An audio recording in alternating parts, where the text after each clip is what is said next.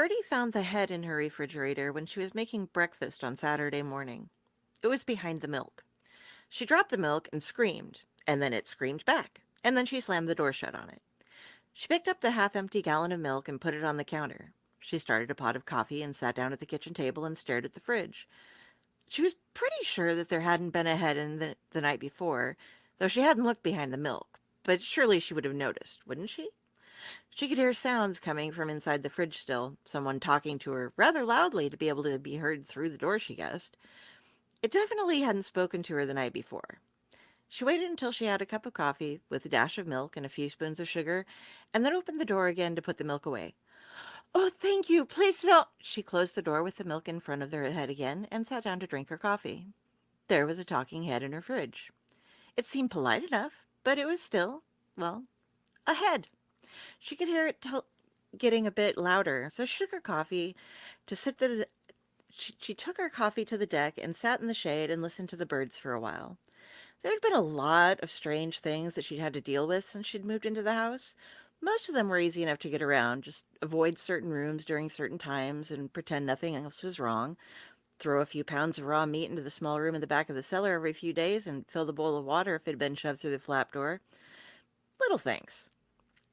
She couldn't avoid her fridge, unless maybe the head would only be there at certain times. She could avoid the fridge during certain hours of the day if that's what she needed to do. Start using powdered creamer for her coffee in the morning, maybe. No, that wouldn't do it at all. She'd had to give up too much already to live here. She wasn't giving up the milk in her morning coffee. She went back inside, poured herself another cup, and set it on the table.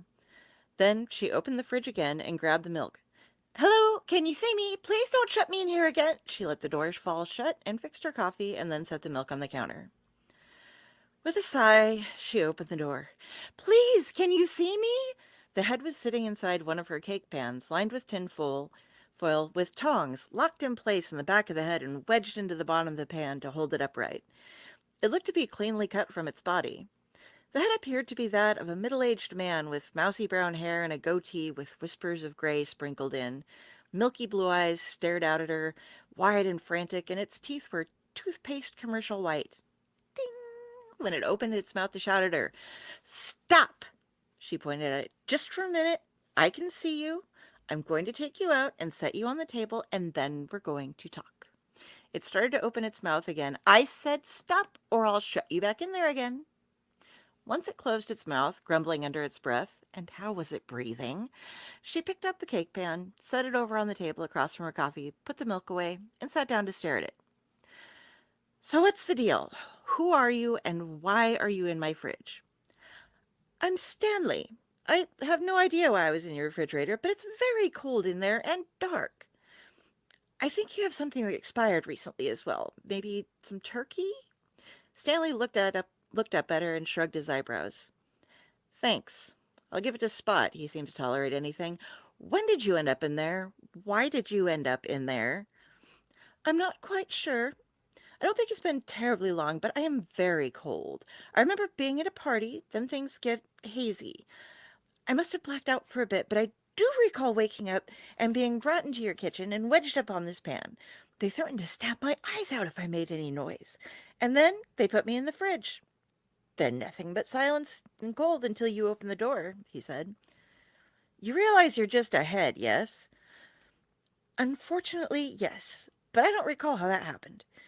Do you think I was put in there to keep me from decaying? I don't want to decay. Maybe you should keep me in the crisper. Would that help? Stanley looked worried. I'm not keeping you in my crisper. I don't want to keep you at all. Do you know who brought you into my home? Birdie hadn't heard a thing the night before. Granted, she'd been rather drunk, and there was a distinct possibility that she had left the door to the deck unlocked after she'd come in from outside listening to her music on her headphones.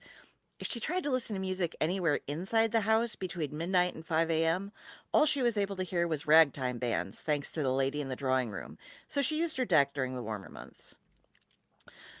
No, they were wearing a mask and a cloak. They had a very low voice and terrible cuticles. It took them a while for me to get me to stand up. No regard for my comfort at all, just manhandling my face as they tried over and over to get something that would keep me propped up. You might want to wash the rest of your utensils. I think they just put back anything that didn't work in the drawer. I certainly didn't hear the sink being used, Stanley said. Birdie grimaced and got up, loading her dishwasher with everything from her silverware and random cooking utensils drawers. What's your last name? Do you have family? Anyone who might be looking for you? Stanley paused and thought for a moment. Not that I can recall. I'm actually not sure my name is Stanley, but that's what the person who put me in there kept calling me. If you make noise, I'll take out your eyes, Stanley. I hope you don't catch a cold, Stanley. Just imagine sneezing like this. Be sure to give the little birdie our message, Stanley, and you might just get your body back. I don't suppose you have a parakeet or something? Birdie had frozen at that last statement. You have a message for a birdie? What's the message? What did they tell you? I think that's supposed to be between me and the bird. I thought maybe they were taunting me. How would a bird give them an answer? I'm the bird. My name is Birdie. Now, what did they tell you to tell me? That's a very unexpected name, I'm sorry, Stanley said. Though maybe you should have introduced yourself when you took me out. Manners and all that.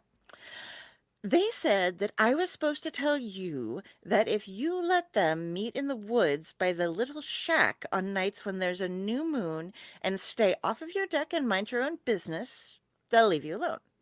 If not, you can expect more trouble. They would also appreciate a couple of cases of cold beer left in the shack, as it's quite a hassle to carry everything into the woods. Then something about taking care of your ragtime gal if you did something. I can't remember. It was very confusing, and I wasn't perhaps paying the best attention. Suddenly being ahead and being told you need to pass a message to a bird is rather overwhelming, you know? Did they tell you how I was supposed to reply to them? Birdie asked. Like I said, I wasn't really paying attention. I thought they were mocking me. Something about the shack, but I don't know exactly. Stanley shrugged his eyebrows again. Do you think they really kept my body? I hope it's cold too. Is there a deep freeze in this shack? I might get a bit whiffy if there isn't. Birdie was looking at moon cycles on her cell phone. Tonight's a new moon, thankfully, so I probably can just drop you off then. You're a rather useless messenger, you know? Did they specify what type of beer? Stanley goggled a bit at her. You're taking this all rather calmly. After the initial screaming, that is. Do you often get messages from talking heads? Birdie was glaring at him. I remember something about Heineken when they were discussing it on the way here, although someone mentioned Guinness as well.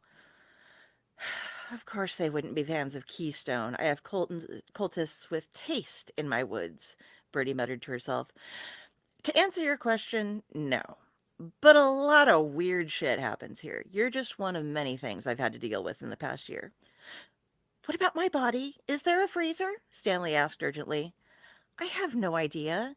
I've never entered the shack. It just seemed begging for trouble, and I have enough already. Time to put you back and go shopping, I guess. Are you sure you can't remember anything more about the ragtime gal? And no, it seemed like a bunch of nonsense at the time. What do you mean you're putting me away? I have to go buy them some beer. Do you want to take a chance at decomposing? Stanley seemed to try and shake his head vehemently. I almost forgot about that. Please put me back. Although, could you give me a light? Maybe some music? Birdie picked up the cake pan and stuck it in the fridge, this time in front of the milk. Are you sure I shouldn't be in the crisper? She shut the door and sighed again, then went to get ready for shopping. In the late afternoon, Birdie entered the shack in the woods. She was hauling behind her a cooler filled with Heineken, Guinness, ice, and, sitting atop it, a smaller cooler with Stanley tucked inside, making quite a ruckus.